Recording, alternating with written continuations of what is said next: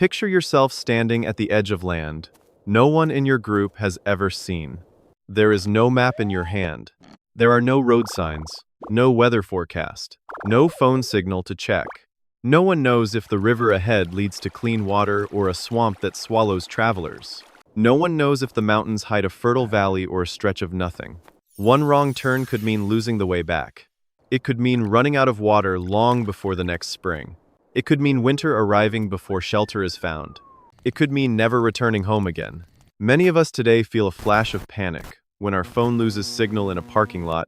Our ancestors faced that same blank, directionless feeling, just with far higher stakes than a missed text. And yet our ancestors reached Australia. They reached the Americas. They reached tiny islands scattered across the middle of the Pacific Ocean. These journeys did not happen at the same time, or with the same knowledge and technology. Some unfolded in deep prehistory, while the settlement of the remote Pacific belongs to a much later chapter of human exploration. What's astonishing is not just how far they traveled. What's astonishing is that they did it without ever seeing the whole road ahead. No one alive at the start of that journey knew how the story would end. To understand how, we first need to correct an image most of us carry in our heads. Most prehistoric humans did not leave Africa with a clear goal in mind. No one stood up one morning and said, "We are going to reach Australia." Real reasons were smaller, closer, and far more human.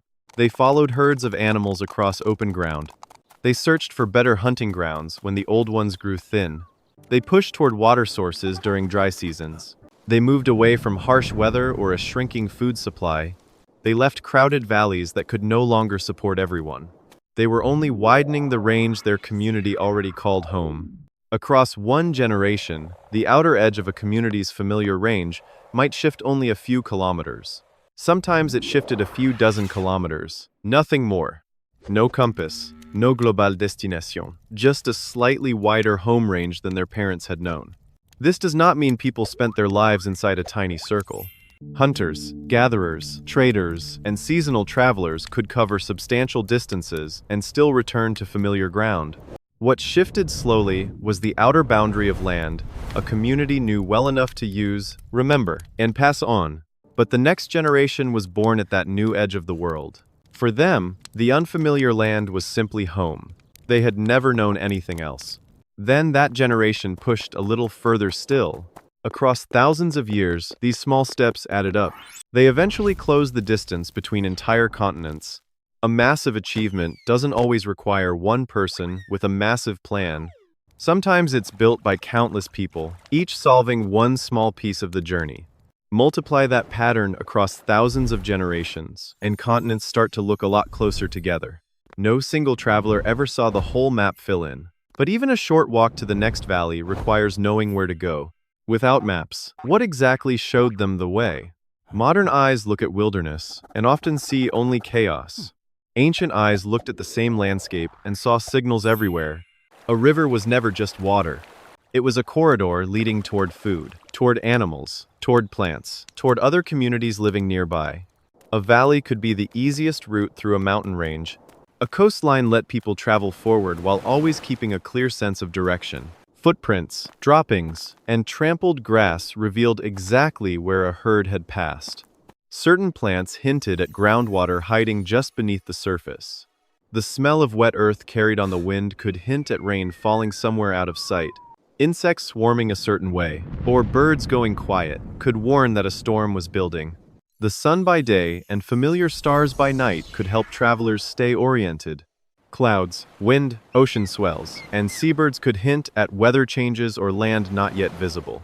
Even the shape of a distant ridge, once memorized, became a reliable landmark. The map was never in their hands. The map was written into the world around them.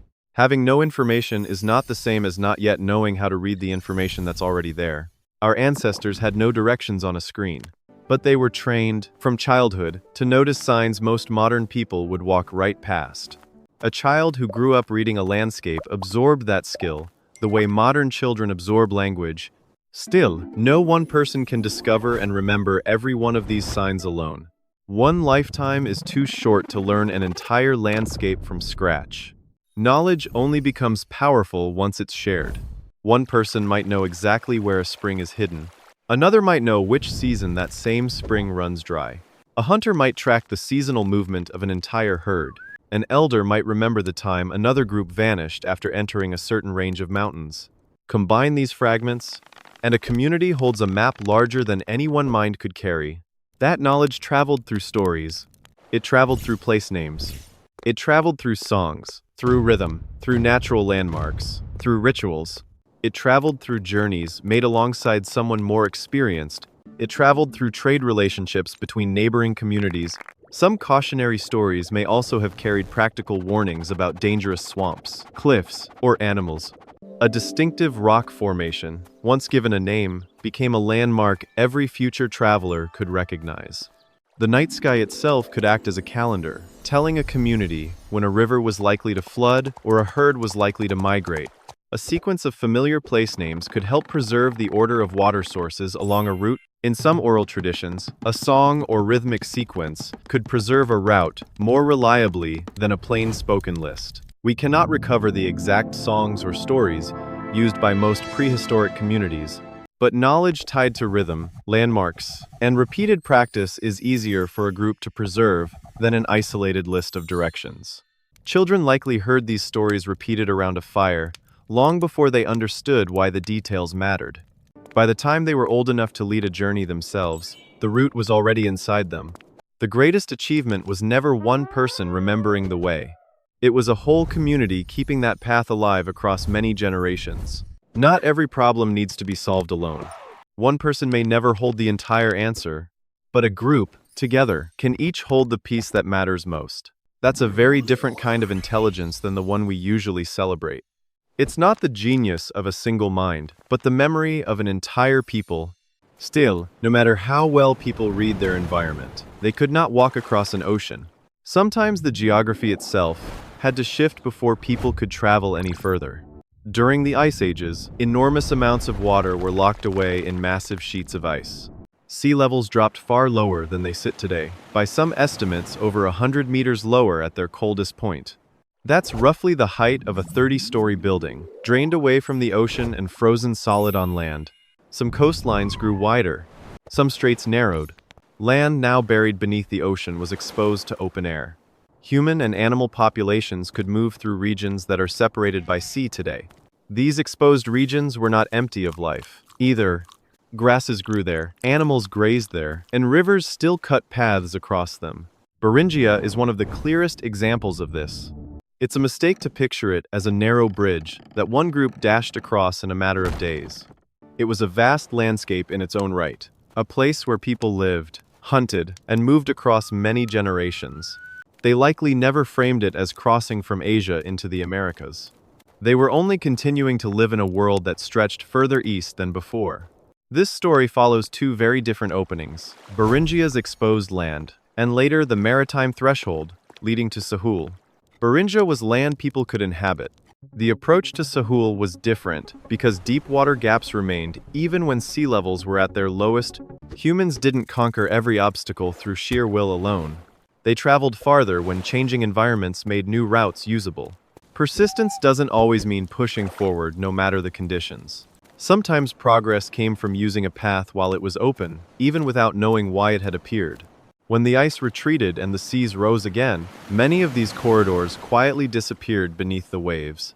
The people who had crossed likely never knew that the door behind them was closing for good. But Australia presented an entirely different kind of problem. Even at the lowest sea levels, there was never a complete land route leading there. Reaching Sahul could no longer be explained by gradual movement, on foot alone. Evidence suggests humans reached Sahul, the ancient landmass connecting Australia and New Guinea, remarkably early in prehistory, quite possibly more than 50,000 years ago. But to get there, they still had to cross at least some stretches of deep, open water. That single fact tells us they were using some form of floating vessel. We don't know exactly what that vessel looked like. We don't know how well it could be steered. We don't know how much of the journey was truly planned. We don't know how many attempts failed before one finally succeeded. We don't even know if travelers could see the next shore, or only read indirect signs that land was near. It's important to stay careful here. These early travelers should not be imagined as an older version of Polynesian sailors. The two are separated by an enormous stretch of time and by a completely different level of certainty. Polynesian navigation belongs to a much later and far better understood chapter of the story. Polynesian wayfinders could read the position of the stars and the direction and shape of ocean swells. The shape of a cloud sitting on the horizon could reveal an island still too far away to see. The flight paths of evening birds, subtle shifts in the color of the water, and signals carried by ocean currents all told a story to someone trained to notice them. Later, Polynesian navigators could treat an island as more than a single dot in the ocean. The surrounding pattern of birds, swells, clouds, reefs, and neighboring islands turned it into a wider target zone. They didn't need paper maps because the route itself was memorized as a living system. Picture a canoe pushing away from shore at first light, the coastline shrinking behind it, nothing but water ahead. Walking into unfamiliar land was already dangerous, but leaving the shore, with no land in sight on the other side, demanded an entirely different kind of trust. Trust in the navigator standing beside you. Trust in knowledge passed down by people you'd never meet. Trust in signs so small, most people would miss them entirely. And trust, above everything, that the unseen land out there truly existed. No amount of confidence could turn open ocean into solid ground. Courage isn't always the certainty that you'll succeed. Sometimes it's having enough reason to take the next step, long before you can see how the story ends. But journeys like these were never the achievement of one lone genius. One person who could read the stars could never carry an entire community across the ocean alone. A traveling group needed many people with different skills. Some located and managed water, while others read tracks or held the route in memory. Tools and vessels needed repair. Food needed preserving, and children or injured travelers needed care. Others negotiated with strangers or helped decide when to move, wait, or turn back. Experienced elders could help weigh those voices when opinions clashed. Children watched every one of these roles long before they were old enough to take one on. Trade networks could matter enormously. An artifact found far from its origin doesn't automatically mean one person carried it the entire distance. An object could pass through many hands, many communities, long before reaching its final resting place. Information traveled the very same way. Through neighboring groups, a community might hear about a great river, rich hunting land, or a crucible strait. They might also learn which places were dangerous, or which communities were willing to trade. A rumor would not be a perfect map, but it could narrow the unknown and shape the next decision. They never needed to personally explore the entire world themselves. They could link together fragments of local knowledge instead. The way small pieces of a mosaic form one larger picture. Humanity's greatest advantage was never stronger legs or a better boat. It was the ability to cooperate with people who knew what you didn't. No single skill made a journey possible. It was dozens of small skills, held by dozens of different people, moving in the same direction. Not knowing the whole road doesn't mean you can't begin the journey. Sometimes it just means you need someone else's knowledge to walk beside your own. Still, this story shouldn't be told as a clean, unbroken chain of victories. The great expansion of our species was almost certainly full of journeys that failed. Long journeys could fail for painfully ordinary reasons. Food disappeared faster than anyone expected. Even a familiar route could become unfamiliar after a flood or fire. Water ran out before the next source was found. A season changed earlier than the group had planned for. A storm pushed a vessel far off its intended course. A single member was injured, slowing everyone down. Illness swept through an entire group at once. Conflict broke out with another community along the way.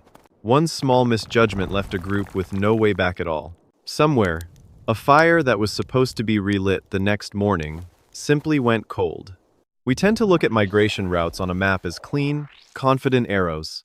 No one knows how many turned back, wandered in the wrong direction, or vanished without a trace.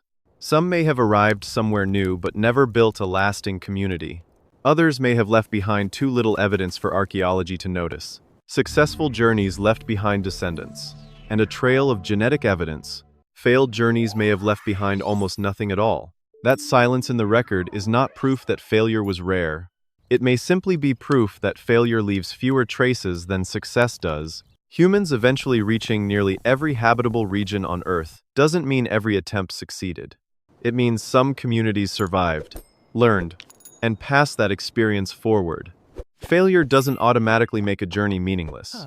If the knowledge survives, one group's failure can become the next group's safer map. A warning passed down could be just as valuable as a route passed down. And this is where our opening question can finally be answered in full. How did ancient humans cross the world without a map? Ancient humans crossed the world through several forces working together across generations. Communities extended their familiar ranges in small increments. They read landscapes and seascapes, preserved routes in shared memory, and moved. When geography opened new possibilities, they built vessels, divided labor, exchanged information, and carried forward lessons from success and failure. No single force explains how our species reached nearly every habitable region. Together, those forces do. No single generation ever needed to understand the entire planet. Each generation only needed to understand the part of the world beneath its feet. Then, it extended that understanding just a little farther. Today, we can see almost every road on the planet with a single glance at a screen. Yet we still feel lost when we cannot see how our own future will unfold. A career change, a move, or any uncertain beginning can make us wait for a perfect plan. Our ancestors never had that kind of certainty either. What they had was one reliable sign at a time. The next source of water, someone who remembered the way, a story that warned them what to avoid, a single star to hold their direction steady, and one step they were able to take right now. Not knowing the whole road doesn't mean you're lost. Sometimes the useful map is smaller. Read where you are, learn from earlier travelers, and find the next safe step. You do not have to carry all of it alone. No generation before you ever did? That was enough to cross rivers, deserts, mountain ranges, and eventually oceans. The lesson is not that every unknown path is safe, but that complete certainty was never the requirement. If you want more stories that turn the human past into a map for the present, subscribe and keep exploring with us. Ancient humans did not cross the world because they could see the whole path.